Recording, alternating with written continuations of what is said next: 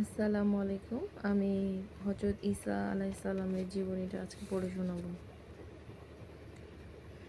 বিবি মরিয়ম নাসেরা নামক একটি শহরের অধিবাসিনী ছিলেন। নাসেরা শহরটি বাইতুল মুকাদ্দাসের অদূরে অবস্থিত ছিল। বিবি মরিয়ম পিতামাতার মানত পূর্ণ করার জন্য বাইতুল মুকাদ্দাসের খেদমতে নিযুক্ত ছিলেন। তিনি বাল্যকাল থেকেই অতিশয় সুশীলা এবং ধর্মানুরাগিণী ছিলেন। তার পিতার নাম ছিল ইমরান এবং নবী জাকারিয়া আলাইহিসসালামের শ্যালিকা বিবি হান্না তার জননী ছিলেন। একদিন বিবি মরিয়ম নামাজ পড়ছিলেন, হঠাৎ ফেরেশতা জিবরাইল অবতীর্ণ হলেন। তিনি বললেন, তোমার প্রতি সালাম, তুমি আল্লাহর অনুগ্রহ প্রাপ্তা, আল্লাহ তোমার সাথে রয়েছেন। বিবি মরিয়ম এই অপ্রত্যাশিত সম্বোধনে ভীত চকিত হলেন। ভাবতে লাগলেন, কে আসলো, কিসের সালাম। হযরত জিবরাইল বললেন, আমি আল্লাহর ফেরেশতা জিবরাইল। তুমি ভীত হইও না, তুমি পবিত্র সন্তান লাভ করবে, এই সুসংবাদ তোমাকে দিতে এসেছি। বালিকা ভীত হলেন এবং বললেন, তা কেমন করে হবে? আমি যে কুমারী, আমি স্বামী সঙ্গ লাভ করিনি। ফেরেশতা বললেন, আল্লাহর কুদরতে এটি হবে, তার কাছে এটি কঠিন কাজ নয়। এই বলে ফেরেশতা অন্তর্হিত হলেন। 6 মাস পূর্বে হযরত জাকারিয়া আলাইহিসসালামের স্ত্রী গর্ভবতী হয়েছেন, এখন আবার কুমারী মরিয়ম আল্লাহর কুদরতে গর্ভবতী হলেন।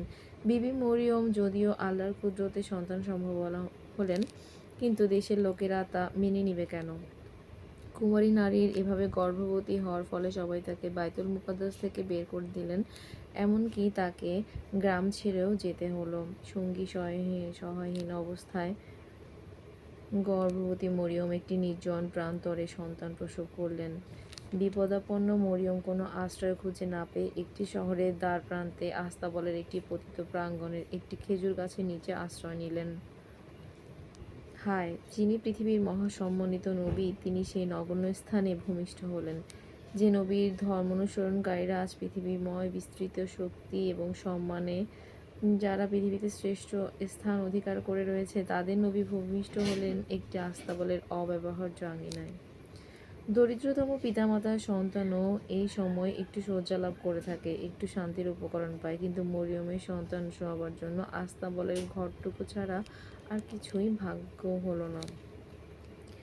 8 দিন বয়সের সন্তানের ত্বক ছেদনা করা হলো, তার নামকরণ হলো ঈসা। ইনি মাসিহ নামে প্রসিদ্ধ হয়েছেন। হযরত মুসা আলাইহিসসালামের শরীয়ত অনুসারে বাদশাহ কিংবা পয়গম্বর তার পদে বহাল হবার অনুষ্ঠানে তৈল লেপন করার নিয়ম ছিল। এছাড়াও তৌরিত কেতাবে হযরত ঈসা আলাইহিসসালামের নাম মসীহ বলে উল্লেখ করা হয়েছে। প্রথম সন্তান জন্মগ্রহণ করলে একজোড়া ঘুঘু জাতীয় পাখি উৎসর্গ করার নিয়ম হযরত মুসা আলাইহিসসালামের শরীয়তের বিধান ছিল। মরিয়ম শুচি স্নাতা হওয়ার পর সন্তান সাথে নিয়ে বাইতুল মুকাদ্দাসে গেলেন এবং সেখানে গিয়ে পাখির মানত পালন করলেন। এই সময় একদল অগ্নিপূজক হযরত ঈসা আলাইহিসসালামকে খুঁজে ফিরছিল। তারা জ্যোতিষী ছিল। নক্ষত্র দেখে তারা হযরত ঈসা আলাইহিসসালামের জন্ম হয়েছে এটি জানতে পেরেছিল। হিরুইস বাদশাহ এটি শুনে ভয় পেলেন এবং সেই অনুসন্ধানকারী দলের কাছে গোপনে বললেন যে তারা যেন সেই বালকের সন্ধান করে কোথায় আছে তা বের করে। অগ্নিপূজকরা খুঁজতে খুঁজতে বিবি মরিয়মের কাছে পৌঁছলো এবং সেই শিশুকে সেজদা করলো এবং সেখানে মানত ইত্যাদি সম্পন্ন করলো। রাতে তারা স্বপ্নে দেখলো তাদেরকে হিরুইসের কাছে ফিরে যেতে নিষেধ করা হয়েছে, কেননা হিরুইস তার জীবনের শত্রু। মরিয়ম এরূপ স্বপ্ন দেখলেন যে সম্রাট এই সন্তানের শত্রু, সে তাকে হত্যা করতে চায়, সে যেন শিশুকে নিয়ে মিশরে চলে যায়। জ্যোতিষীরা সম্রাটের কাছে আর ফিরে গেল না। এতে বাদশাহ ভয়ানক রাগ হলো। সে হুকুম করলো যে বাইতুল্লাহ এবং এর আশেপাশের সকল বস্তির সন্তানদেরকে যেমন হত্যা করে ফেলা হয়। ইতিপূর্বে মরিয়ম তার সন্তান নিয়ে মিশরে রওনা হয়ে গিয়েছিলেন। হিরুইস যতদিন জীবিত ছিল ততদিন সন্তান নিয়ে তিনি মিশরে অবস্থান করলেন। হিরুইসের মৃত্যুর সংবাদ শোনার পর তিনি নিজ দেশ নাসেরায় চলে আসলেন। সন্তান দিন দিন বাড়তে লাগলো। বয়স বাড়বার সাথে সাথে ঈসার মধ্যে প্রখর জ্ঞান এবং তীক্ষ্ণ মেধা শক্তির পরিচয় ফুটে উঠল। আল্লাহর বিশেষ একটি অনুগ্রহ যে তার উপর রয়েছে, দিন দিন তা প্রকাশ পেতে শুরু করলো। ঈসার মাতা ঈসা সহ প্রতি বছর ঈদের উৎসব ইয়েরুশালেমে যোগদান করতেন। ঈসার 12 বছর বয়সে ইসরায়েলে বড় বড় বিজ্ঞানী এবং পণ্ডিতবর্গের সাথে ধর্ম বিষয়ে আলোচনা করতেন। তার বাকপটুতা এবং তত্ত্বজ্ঞান শুনে পণ্ডিতরা অবাক হয়ে যেতেন। ক্রমান্বয়ে হযরত ঈসা আধ্যাত্মিক জ্ঞানের পূর্ণতা লাভ করতে লাগলেন। ৩০ বছর বয়সে তিনি আল্লাহর কাছ থেকে ওহী লাভ করেন এবং নবীরূপে ধর্ম প্রচার করতে শুরু করলেন।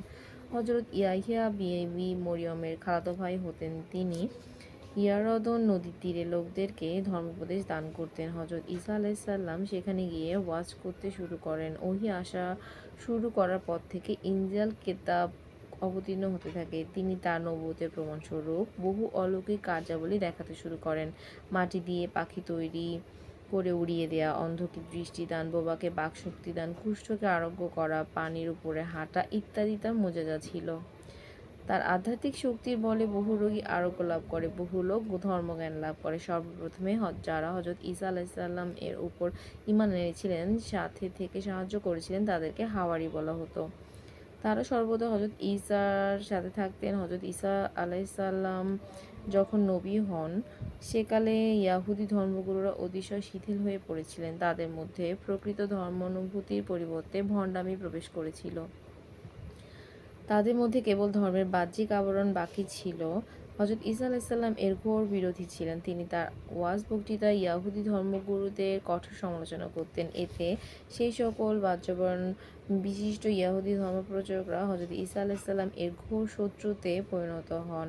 কিন্তু হযরত ঈসা আলাইহিসসালামের বাণী ছিল আল্লাহরই বাণী। তা এমনই হৃদয়গ্রাহী হতো যে শুনতে তার হৃদয় আকৃষ্ট হতো। বিদ্বেষপরায়ণ ইয়াহুদী পুরোহিতরা কোনো কথাই হযরত ঈসা আলাইহিসসালামকে ধরতে পারতেন না। তারা হযরত ঈসা আলাইহিসসালামকে নানা ছুতা দোষী সাব্যস্ত করার চেষ্টায় লিপ্ত হলেন। হযরত ঈসা আলাইহিসসালাম তার বক্তৃতায় অধিকাংশ সময় আসমানি বাদশার কথা উল্লেখ করতেন। এতে শত্রুদের একটি সুযোগ জুটে গেল। তারা আসমানি বাদশাহের ব্যাখ্যা একটু ঘুরিয়ে ফিরিয়ে হযরত ঈসা আলাইহিসসালামের প্রতি রাজদ্রোহীর অভিযোগ সৃষ্টি করল। গোপনভাবে তাকে ধরিয়ে দেওয়ার চেষ্টা করতে লাগল। অদৃশ্যের এমনই বিড়ম্বনা যে হাওয়ারী দল ঈসা আলাইহিসসালামের সঙ্গী এবং বিশ্বস্ত বন্ধুরূপে বিরাজ করতেন, তারাই এখন গুপ্তচর হলেন। সেই হাওয়ারীদের মধ্যে একজনের নাম ছিল ইয়াহুদ। শত্রুদের কাছ থেকে ৩ টাকার ঘুষ গ্রহণ করে হযরত ঈসা আলাইহিসসালামকে রোমীয় সৈন্যদের হাতে ধরিয়ে দিল। হাওয়ারীদের মধ্যে পিতর ছিলেন একজন ঘনিষ্ঠ এবং প্রধান সঙ্গী। রাজদ্রোহের অপরাধ থেকে বাঁচবার জন্য তিনিও সম্রাটের দরবারে নিজ পরিচয় গোপন এবং হযরত ঈসার সাথে কোনো সম্পর্ক নেই বলে প্রকাশ করলেন।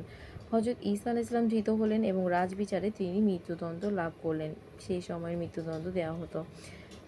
সলিবের আকৃতি হলো একটি লম্বা কাঠের উপরের অংশে আর একখানে আড়াআড়িভাবে জুড়ে দেওয়া হতো। তাতে অপরাধীকে এমনভাবে ঝুলিয়ে দেওয়া হতো যে অপরাধীর পৃষ্ঠদেশ কাষ্ঠদ্বয়ের সংযুক্তি স্থলের উপর রক্ষিত হতো। আড়া কাঠের উভয় দিকে 2 হাত বিস্তৃত করে দিয়ে তাতে পেরেক মেরে দেওয়া হতো। কারো হাঁটুতেও পেরেক ফুঁড়ে কাঠ সংলগ্ন করে দেওয়া হতো। এই অবস্থায় ঝুলে থেকে ক্ষুধা, তৃষ্ণা ও যন্ত্রণায় ছটফট করে মরে যেত। হযরত ঈসা আলাইহিসসালাম সলিবে বিদ্ধ করে রাখা হলো। পরদিন ইয়াহুদীদের উৎসবের দিনে কোনো অপরাধী সলিবে ঝুলন্ত থাকা তাদের ধর্মমতে বিধেয় ছিল না। হযরত ঈসা আলাইহিসসালামকে দুপুরের দিকে ক্রুশে বিদ্ধ করা হয়েছিল। পায়ে কাঁটা বিদ্ধ করা হচ্ছিল না। তবুও তিনি সেই যাতনায় মুষড়িয়ে পড়লেন এবং চেতনা হারালেন। তিনি শরীরের দিক দিয়েও কৃশকায় ছিলেন। ঈদের দিনের কারণে যখন সন্ধ্যার দিকে তাকে ক্রুশ থেকে খসানো হলো, তখন তাকে মৃত বলেই ধারণা করা হলো। তাকে গোরস্থানে পাঠিয়ে দেওয়া হলো এবং দাফন করা হলো। কোনো সহৃদয় ব্যক্তি তাকে কবর থেকে উঠিয়ে এনেছিলেন। পরে তিনি চেতনা লাভ করলেন। অতঃপর তিনি নিরুদ্দেশ হন। তিনি কোথায় কিভাবে আত্মগোপন করেন তার সঠিক তথ্য জানা যায়নি। কোরআন শরীফে তার সম্পর্কে বর্ণিত রয়েছে যে তাকে হত্যা করা হয়নি, তিনি ক্রুশে প্রাণদান করেননি, বরং মৃত্যুর মতোই ধারণা করা হয়েছিল। পরে আল্লাহ তাকে পৃথিবী থেকে তুলে নেন। এর 500 বছর পরে হযরত মুহাম্মদ সাল্লাল্লাহু আলাইহি ওয়াসাল্লাম এই পৃথিবীতে সংবাদ দিয়েছেন। কেমন লাগলো ঈসা আলাইহিস সালামের জীবনী? জানাবেন সবাই।